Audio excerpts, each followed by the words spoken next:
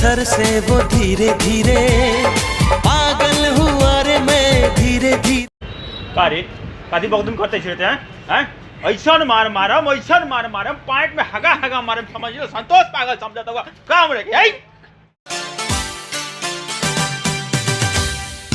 बड़ी उदास है जिंदगी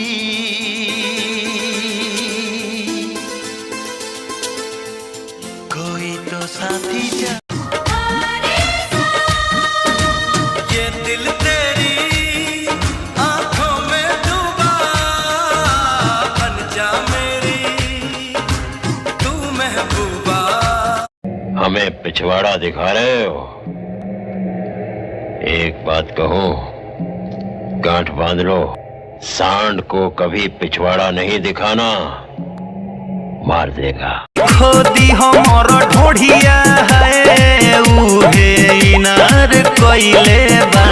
हम ना छिनार रहनी देवरे छिनार कोइले बा। हम ना सुन के तेरे चूड़े की खनक दिल कैसे संभालूं तू ही बता।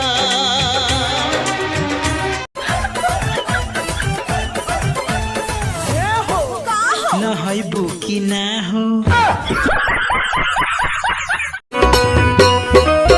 पूछी हो बाप दादा से बतिया पहिले रहे कवन इज्जतिया।